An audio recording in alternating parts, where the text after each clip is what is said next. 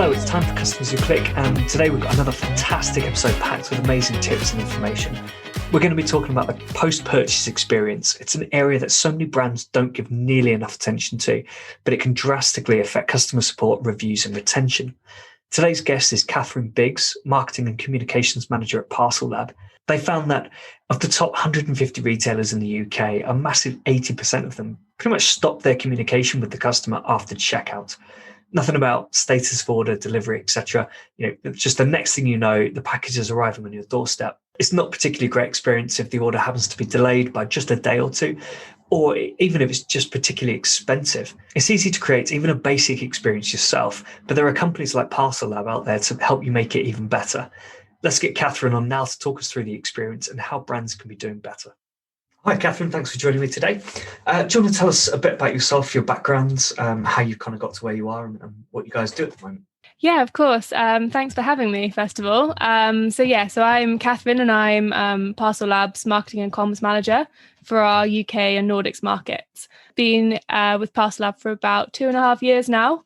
Originally kind of focused on our content side and grew the marketing team to what is now a global team headed by our VP of Growth and Marketing. So yeah, a pretty exciting time for our business. We've just got our Series C funding and got $112 million. So yeah, it's an exciting time to be in post-purchase. Yeah, definitely. It's a decent amount of money there. Post-purchase, how would you describe what you do with the post-purchase? Because obviously there's you could consider quite a range of things involved there. So yeah, of course. So for us, originally, when we kind of first launched in Germany 5 years ago, post-purchase was our kind of main bread and butter. And that was all communication around delivery. So delivery notifications, order status pages, everything in a branded white labeled format. You'd never know that Parcel Lab was communicating for the retailer. So what traditionally was, say, Hermes communicating now became, let's say, Asos, for an example of a retailer. So yeah, that's kind of where we originally started. And what we've seen is this space really grow in the last few years, which then encouraged us to actually branch out and start our own category. So we've gone and started operations experience management, which actually encompasses all operational features and the customer experiences across those. So it's kind of acknowledging that it's not just about communication anymore, and it's about the customer experience across all operational functions. So checkout, shipping, delivery, and returns. So that's kind of how we're shifting our business at the moment, and also taking our focus away from just purely retailers to anyone that buys and sells online. So it really opens up who we can help. And I think the pandemic's even increased that, because we have things like testing. We have people sending, COVID tests in the post, and they want to know where their results are going to be. All this sort of stuff actually online and e-commerce has really grown in the last year or so to be a very different space from what it was pre-pandemic. And this category really kind of encompasses that now. Yeah, I've definitely seen more and more companies in this space, or at least particularly focused on that post-purchase. But yeah, I think it's really important because, so many companies, they'll give you an order confirmation, and then the next thing you hear is an email from Hermes or someone. And then you might get a follow-up from Hermes saying, we're about to deliver. And then the next thing is that email from the retailer saying, not even did you receive your order, it's just, we assume you've received your order. Most of the time it's leave us a review. I think you mentioned, so you're not just post-purchase anymore, you're saying. So you now deal with kind of that on-page, so that product page kind of based information. So from that side, it's more about educating the retailers on what they can do there. We don't really have a solution for that, but we've branched into returns more as well, and the comms around returns, and also just kind of really reiterating that branded experience across the whole journey. And as you said, right now, customers are just being left in the dark. We recently surveyed the top 150 UK retailers, and 87% of them just ended communication after checkout. So hopefully the carrier communicated, but actually quite often they didn't. So you're literally just hoping for that order to arrive. And, we all shop online far more than we ever did in the last 18 months. And actually that's now becoming a problem, because suddenly you're receiving numerous carrier communications. You're having to work out which one relates to which parcel. Maybe there's one parcel that's more important than the other. You can't work out which is which. Whereas actually, when you take it down to the level of then it all being communicated in the brand's messaging and all from them, it takes that confusion away. I won't even properly touch on it, but there's also the fraud side. We're seeing, it's a massive news point right now, is the fraudulent messages around delivery. And actually, if you had control of that post-purchase experience, that takes away that option for your customer to experience fraud and fall for that, because actually they know that when they're ordering from X retailer, it's always going to come from them. And any, dodgy message that says pay Royal Mail X amount of money, they know that that's fraud straight away. Yeah. So yeah, it's a whole world of possibilities when you start taking control of that experience. Yeah, so I've just moved, so I've been ordering quite a few things to the house, and yeah, there's such a range of communications that I'm receiving. So Amazon's obviously top, they're just fantastic at it. I get emails, order confirmation, dispatch confirmation. We're going to deliver it today. We're going to deliver it in a couple of hours. It has been delivered, everything.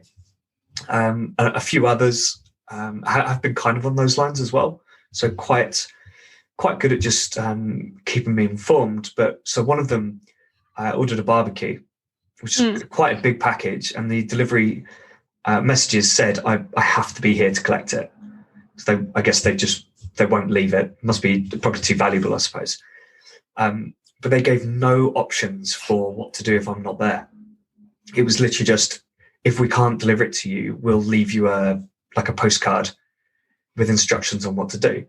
No option for me to say, well, can you leave it next door? Or just anything like that. So that wasn't great. But what I have noticed, which I think is really good, is quite a few deliveries now have actually taken a picture with not quite with meat in it, but very, very obviously, the door is open, the package is there. They've done their job, which I think is really good. Yeah, definitely. Yeah. I actually had that happen to me recently. I ordered something and it said delivered, and I live on the third floor of a building. So I kind of ran downstairs yay, my parcel's here. Got downstairs, I was like, the parcel's not here. What's happened? And they had that picture of the delivery, and I was like, that's not my front door. And actually I could see the door on it, and I could figure out that they delivered it to so I live at 138 and they delivered it to 183. And because of that picture, I could actually work out where my parcel was. And obviously this isn't ideal, but yeah, I think we're seeing really great moves from carriers to make it much easier. But there is that missing piece, of how do I rearrange my delivery if I'm not home? Yeah, I do think there needs to be a little bit more training with those pictures, though. I've experienced it myself, and I know other people where I used to live. The pictures would be taken, and they were so close to the actual package, you could tell it was a door, and you could tell it was one of the flats in our development. But you're talking about 600-700 flats. You don't know which building it's in. You don't know what door that's at. Yeah. So they do need to be a little bit better at that. But that's at least it's getting there. Yeah, definitely. Steps in the right direction. So are there any, I guess, misconceptions around post purchase at the moment and what it should involve? I think generally there's a big focus from retailers, and this hasn't really changed, is on that acquiring their customer. And then they think they've checked out and they're automatically going to become loyal and they're suddenly going to love your brand. And I think what we're seeing is that people think it's all about the brand experience, and actually customers are becoming more about their experience, and they're becoming experience loyal.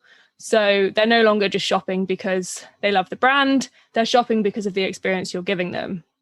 And I think with so much post-purchase, a part of our messaging is that you can make it branded, and I think that's so important. But the point is, it comes down to the experience. It's in the name, and just because it's branded doesn't mean it's enjoyable to your customer. And you need to kind of take a step back and think about, what does my customer actually want? and when do they want to hear it? They don't want to be receiving 6 emails about their delivery. Really, they want to know when it's been dispatched, the day it's going to arrive, and the time slot it's going to arrive in, and then when it's been delivered. There's kind of 4 sweet points there that you want to hear.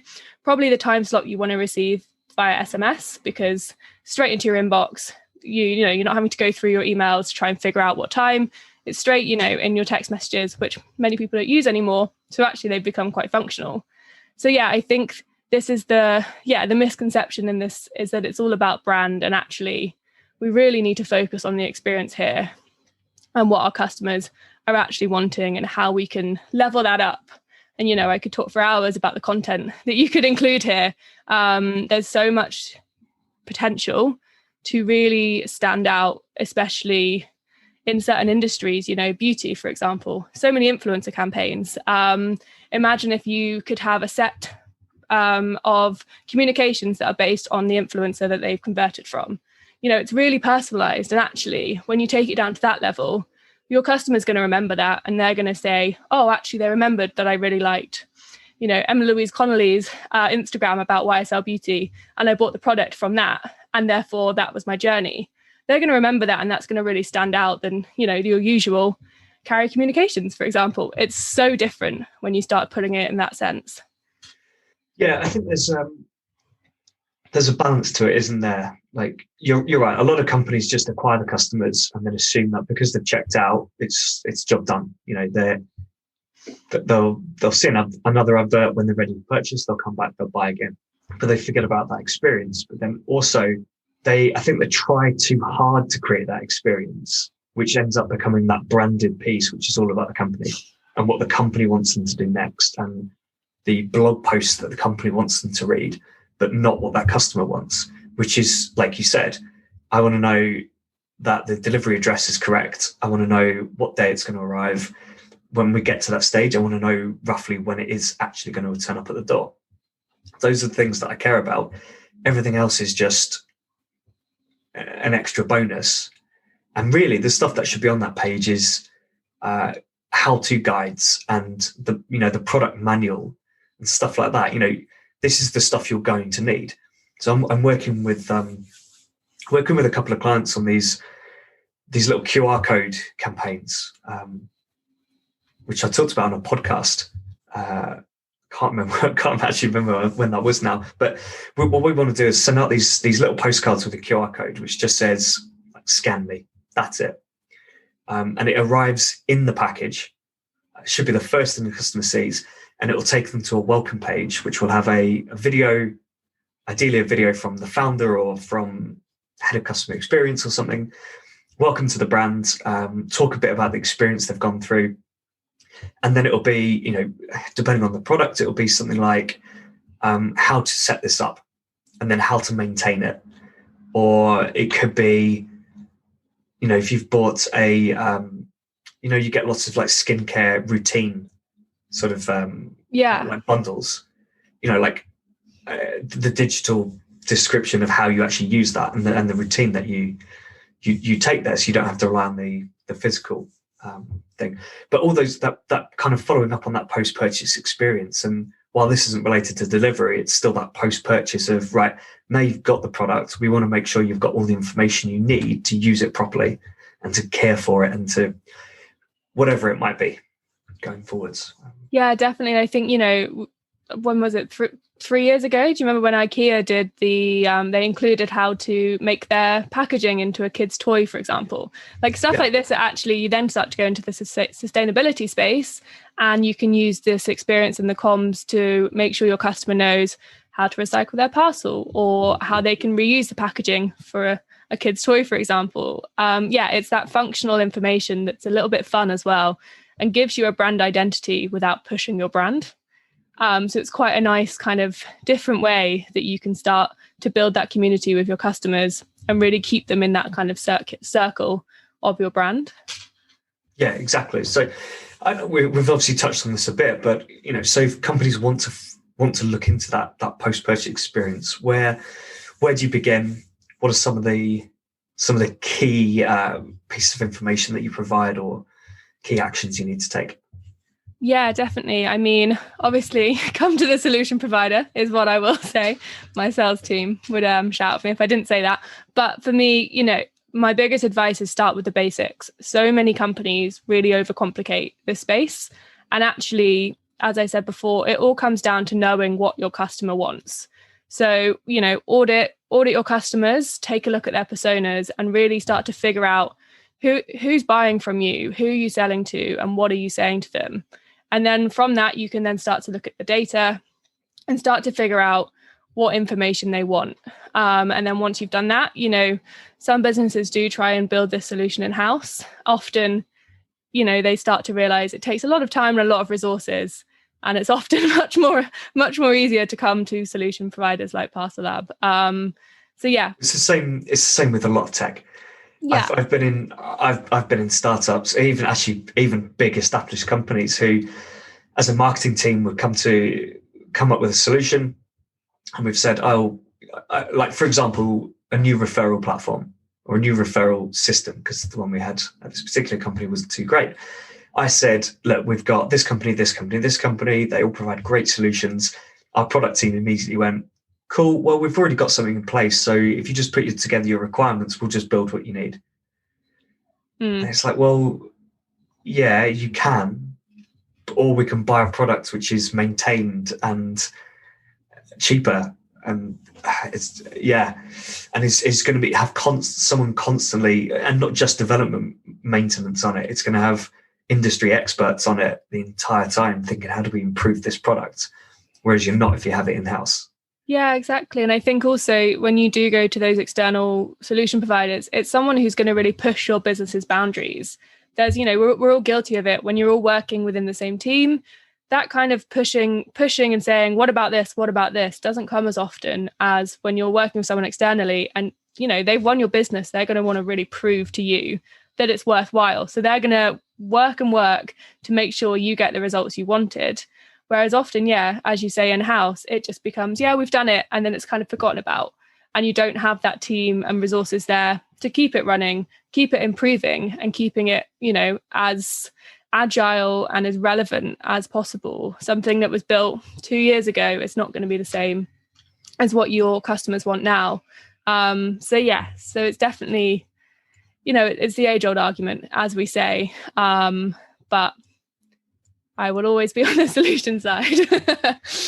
It's even, with you guys, it's obviously things like integrations as well. So if a company wanted to build their own post-purchase pages for shipping updates and things, they've got to go and integrate with Hermes and DPD and Royal Mail and everyone else. And, your choices are do as many as you can straight away, or pick the one that you want to work with, but know that if you do change or if you add another one, you've then got to spend that time building that integration as well. And I think I've heard that Royal Mail in particular is a little bit of a difficult one. Yeah, I think that's the thing as well. As you say, it's the relationships are already there with the solution provider, and it's hard to get data. And you can't just ring up the carrier and say, we've done this, we need your data. They're not going to give you it, and they're not going to give you it in the right format that actually makes it work for you. And suddenly you become drowning in this data, and it's probably going to be quite manual if you haven't got the tech there to make it, an API or an automatic transfer. It can become, a really manual task that then makes it just not worth it in the end. So definitely. Have you got any examples of companies who are doing this well? So, we all know that Amazon do it very well. But that, they have their flaws and they have their benefits. But from a wider retail space, H&M, I think do this really well, and they have a really great solution across the whole journey. So they do post-purchase, but then they also bring that into returns. So they have their returns platform, which means that the whole time it's all branded, it's in your customer account. It's really easy to get to. And then, outside of fashion as well, Bose as well do it really nicely. And there's actually, I ordered from them the other day, and they have really like emotive images that come with it. So it's kind of like a father and his daughter waiting at a window when it says your parcel's on its way. And it's those little things that I was just like that stuck in my memory of seeing that. And actually it elicits an emotion. This is the most emotional, engaging part of the whole customer journey, is waiting for that parcel. Because, they've got your money. Something could go wrong. I just want it to arrive. And actually, playing into that emotion and acknowledging that emotion is a really nice way to do that messaging. Well, it's that post-purchase anxiety as well, isn't it? Yeah. It's, have I made the right decision? Is this a trustworthy company? Obviously the bigger companies maybe don't have to worry about that so much, but for smaller companies, definitely. If you can show immediately that you're taking those next steps proactively to say, not only here's your tracking information and here's updates on your parcel, but like I said before, here's some tips to get you started, or here's something you can do before your product arrives to get prepared for it or something. Yeah. So many opportunities there, and another one is that returns piece actually, which I want to touch on a bit. I've been doing some research with a client, and so much feedback came back around returns, but not free returns. People were specifying that they want hassle-free and easy returns. I think there were a few comments saying they want, free returns is good, but actually so many more people wanted easy returns. They want to know that if for some reason they need to send the product back because it's broken or whatever, or it's just not right for them, they want to know that they can really easily just send it back, and there's not going to be hassle. And a lot of companies don't state that too much. Yeah. They focus on the free. They say free returns, don't worry about it. But like you said, it's when you place that order or when you start that returns process.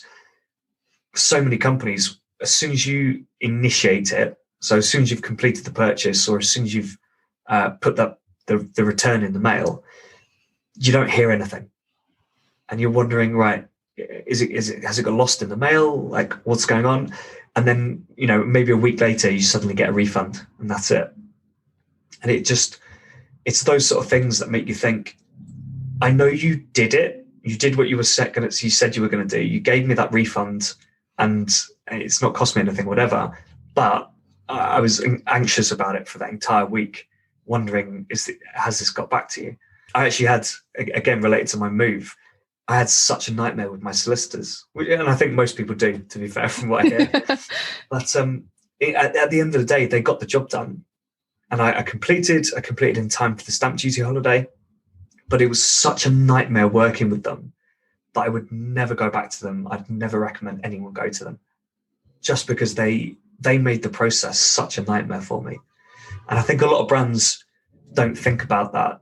They don't think we just have to make sure nothing goes wrong. Hang on, did I get that right? They think we need to make sure nothing goes wrong. They don't think, but we need to make sure the customer is aware that we're doing everything right.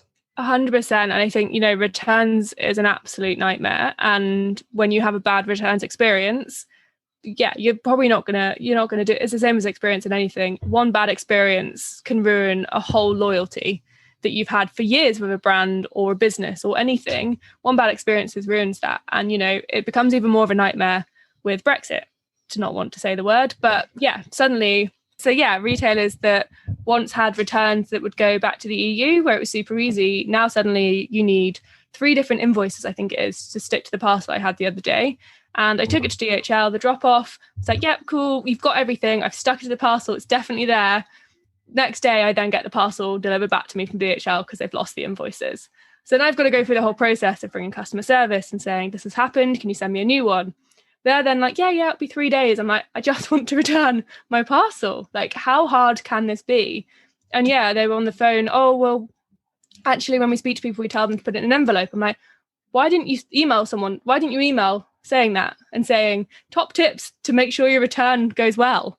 These little things that just would make it so much easier. And when it comes to like returns options as well, it comes back to thinking about your customers.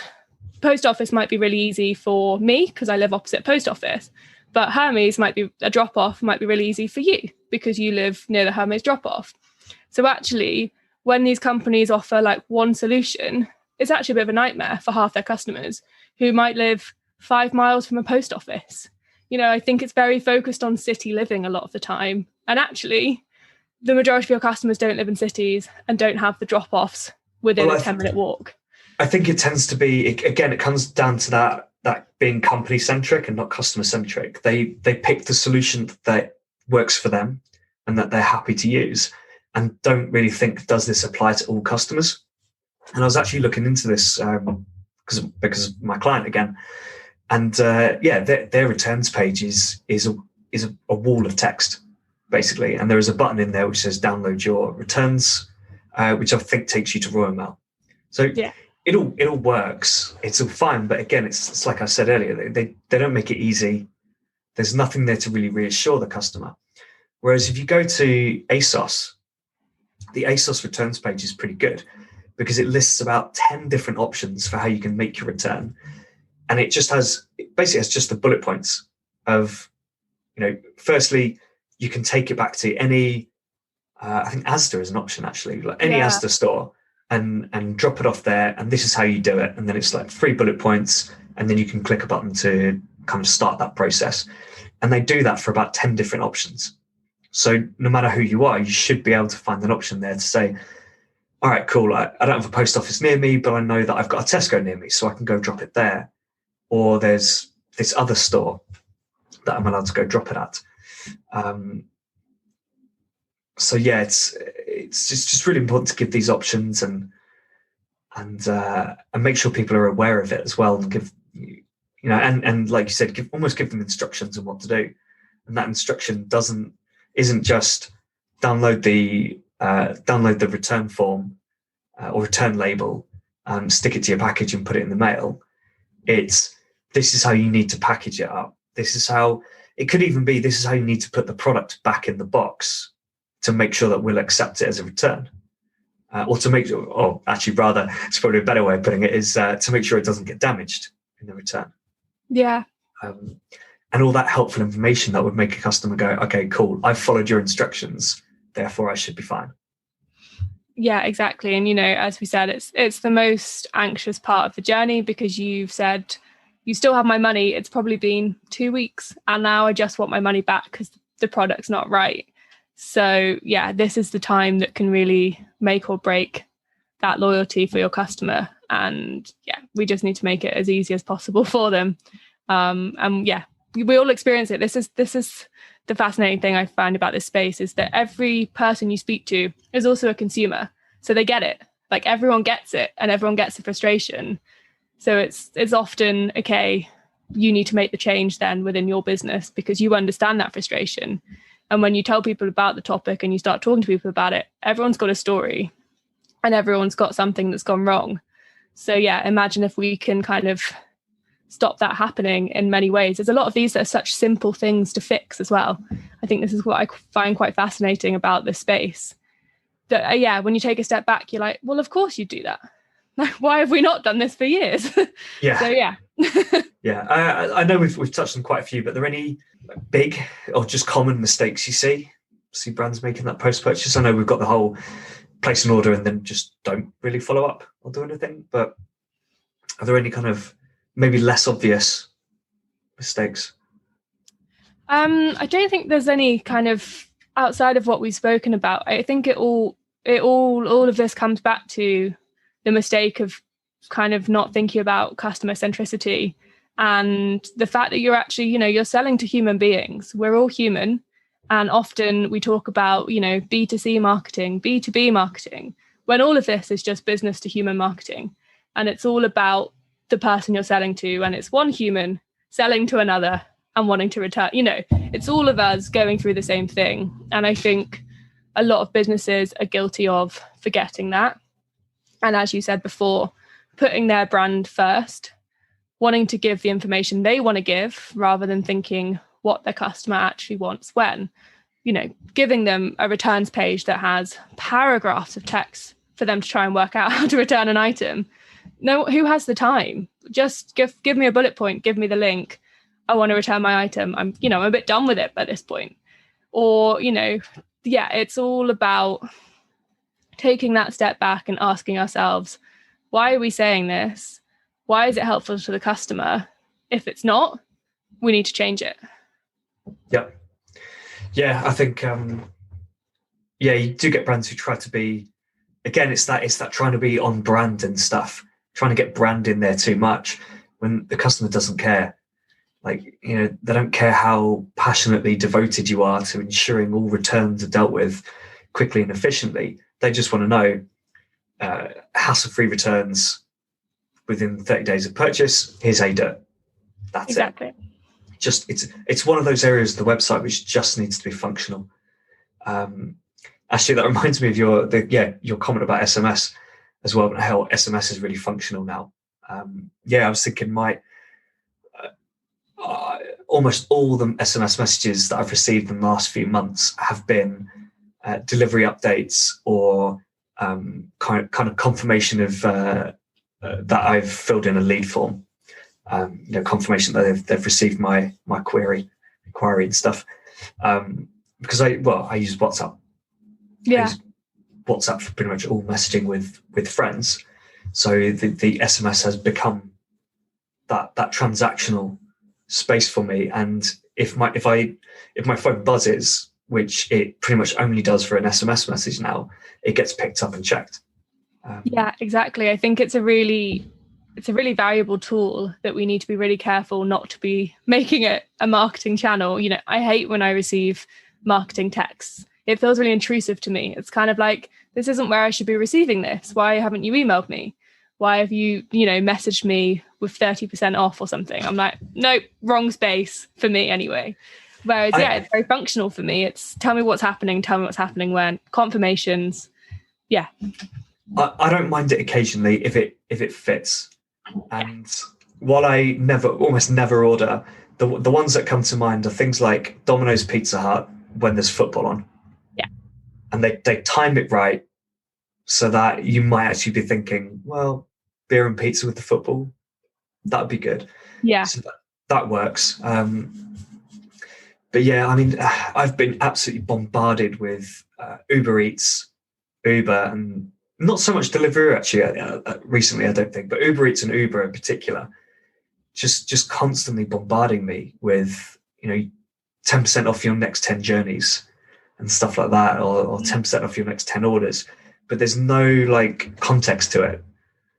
There's no why should I be taking that journey, or for what reason am I ordering? And a lot of these pushes come randomly through the day as well. So it's not even coming up to dinner time or something that they'll push and say, oh, you can have a discount off your next meal. It'll come at 11 o'clock in the morning or something. Yeah, and I think this comes down to these businesses not using their data and using how they can as you say, I love to receive Domino's on it's a Sunday night, I'm a little bit hungover. Suddenly they know it every time. And I'm like, yeah, you've got me. Fine. Okay, this was good. But yeah, then when I get an 11 a.m., 30% off dresses from X retailer, I'm like, no, I'm at work. This isn't the time.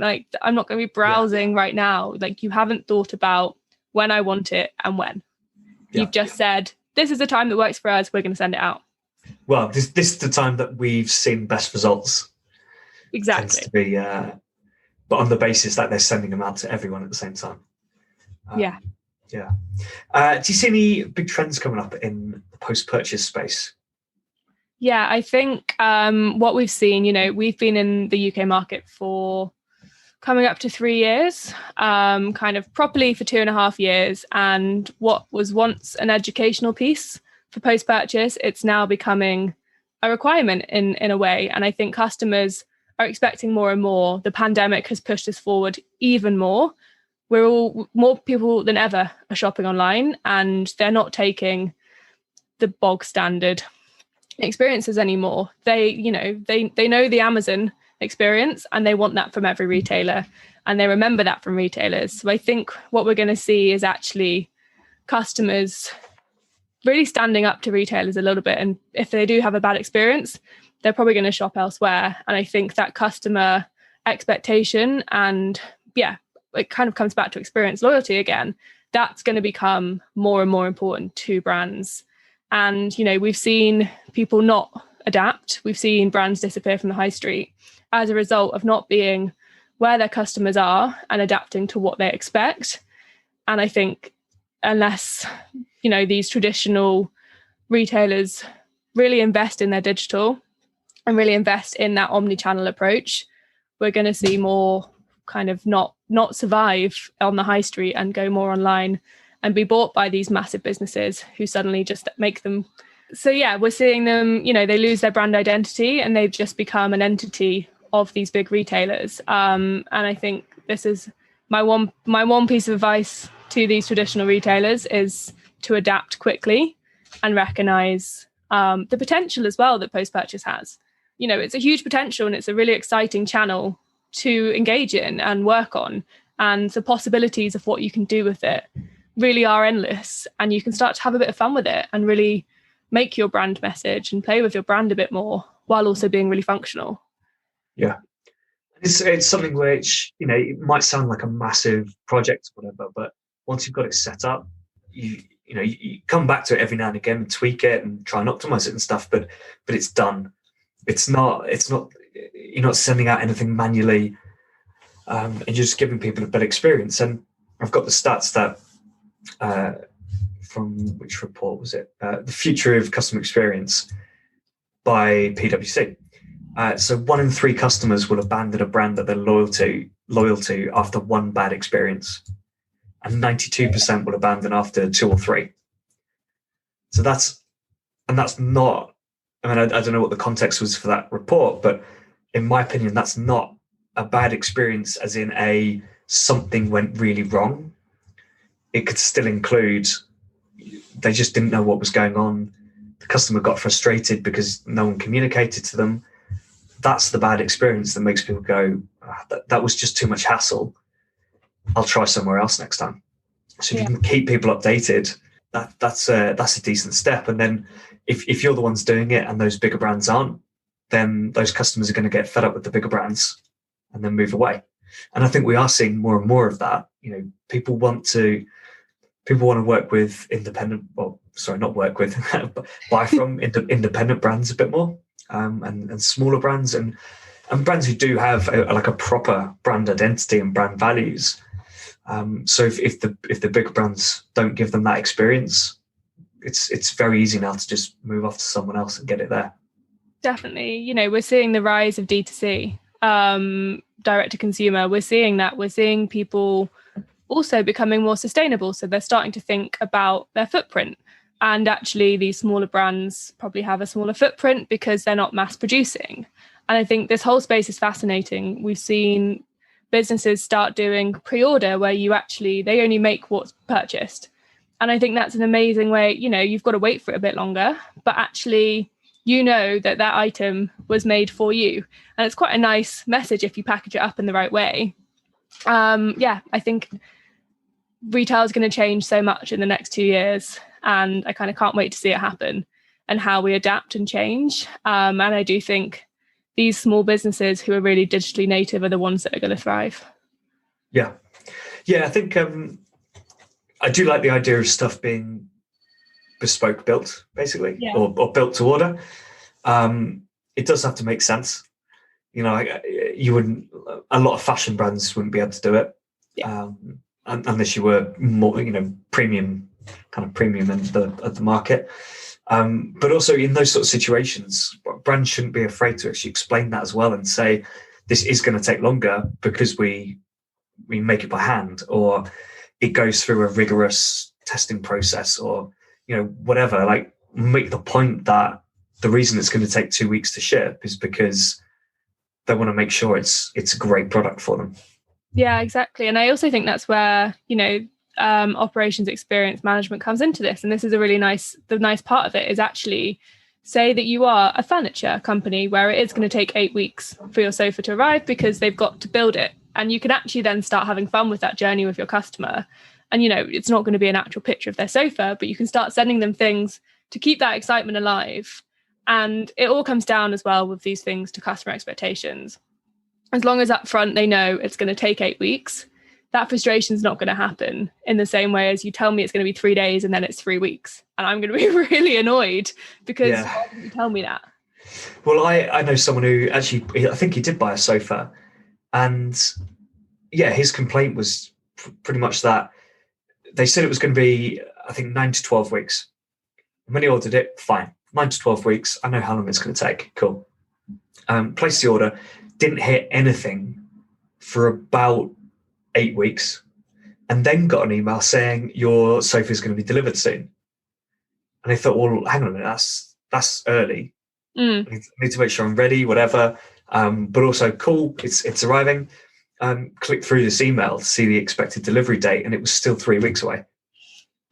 So even that was like, you've just got this all wrong.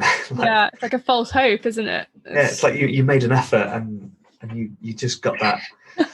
Decided you needed to update, but couldn't do it in a creative way. Like throughout the process, it was just right, we should email everyone after 6 weeks to say, yeah, it must be quite soon. It's going to be roughly 3 weeks away. It just doesn't. That's the thing. And often with these like made to order items, like it's a lot of money. And suddenly there's nothing. As you say, 8 weeks is a long time to just hear nothing. You're like, is it being built? Is it being, because the shipping is also what takes, a week or so. There's these little things that actually, if you had, let's say, an order status page that you just had like an automatic thing, it doesn't even have to be fully true. Like that's saying, we're currently making the legs of your sofa. Just have these little things that are seeded in, and actually then the customer can go on and check and know what's happening. It can be automatic. They don't actually have to know if it's true or not. But you can kind of keep them engaged and they know what's going on, and they're not just 8 weeks silence. Like that's a long time. It's like the Domino's pizza tracker. Yeah. Right. That, it just automatically goes through these stages.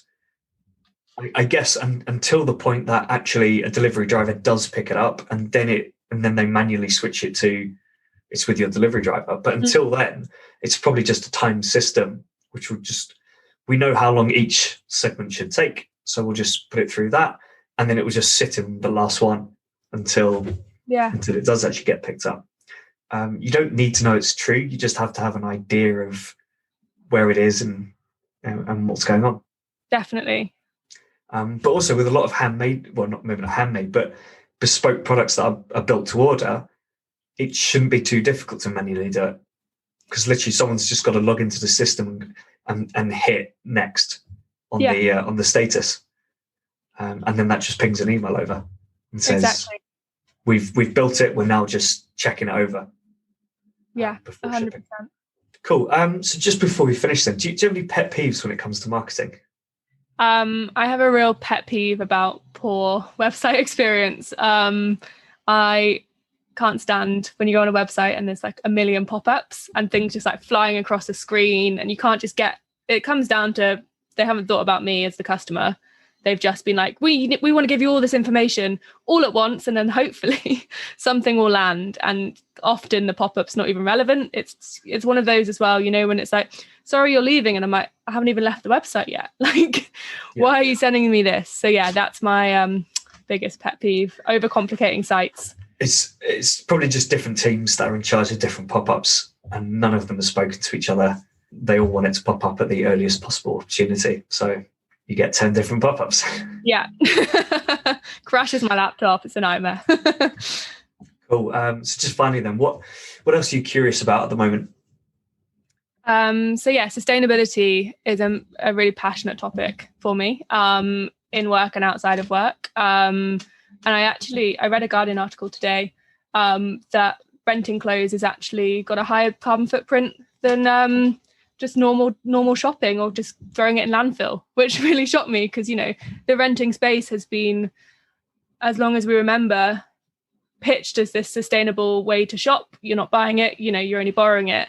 But actually, because of the packaging and delivery, they've now found that it has a bigger carbon footprint. I just kind of sat back today, was like, how do we win in this? What do we do? So yeah, well, I suppose I don't know exactly how it works, but if a product goes back and forth between the business and 5 different customers, that's it's because they've all taken that opportunity to use it, have that product cheap on the cheap because they're renting it. Then that would, you're not going to get those 5 people might not have bought that product. Yeah. And therefore, it's taken 3, 4, maybe even 5 more double journeys than a normal product would. So that's interesting. It's fascinating. And actually, I was doing some research on like sustainability efforts that people are doing, and there's kind of the rise of reusable packaging, which I think is going to be really exciting. Where you ship in this, so there's one called Repack, which I think they're based out of Germany, and they've, the initial creation of the packaging has a higher carbon footprint than normal packaging, but by the time it's been reused and reused and reused, it then obviously reduces that. And I just like, actually, if a brand started using this, I would stand up and be like, oh, this is great, because I think it folds down into the side of an envelope and you just mail it back to them. So there's still a carbon footprint, but actually, how annoying is it when you get a massive box and you have to try and get rid of it? I live in central London. I put my rubbish on the street. It's a bit of a nightmare for me to try and fit the cardboard in the bag. So yeah, if I could actually have these solutions where I'm not faced with this massive packaging issue all the time, I think, I saw it and just thought it was genius. That's pretty cool. Yeah. Cool. Well, this has been great stuff. I've been doing a lot of work in the post-purchase experience at the moment, actually. So this has been really relevant to me as well. If anyone wants to find out more, what's the best way of getting in touch or finding out more? Yeah, so you can head to our website, which is parcellab.com. We're also just launched our inaugural OX Fest. So this is going to be a 5-day event, which will be based around different topics, including sustainability, and how we can kind of challenge the conventional thinking of e-commerce. And we've actually got a keynote speaker from NASA. So it should be pretty exciting. That's if you want to register your interest, parcellab.com/OX Fest, and you can sign up. Awesome. Cool. I'll make sure that's in the show notes. Awesome. Thank you so much. Brilliant. Thank you so much, Katharine. Cheers. A really important piece of the post-purchase experience isn't just the delivery information, but it's asking yourself, what extra value can we give the customer over the next few days? What information might they need? What actions or steps do they need to take before the product turns up? And also, what's important for them to know in the long run? It's a great opportunity to remind them of your warranty or provide care and maintenance information. All of this tells the customer that you're there for them. You haven't forgotten them or discarded them now that they've handed over the money. Customers who feel cared for and who feel you're providing them all the information they need are happier customers, and happier customers lead to repeat business, reviews, and referrals. If you have any questions for Katharine, you can contact her through LinkedIn or go to the Parcel Lab website. Please tweet any other questions about the podcast or feedback or guest requests to @WillLawrenson. Next up, I've got Cheyenne with me, and we're going to be talking about digital influence and how you can tell your story better and stand out among the rest. But until then, keep those customers clicking.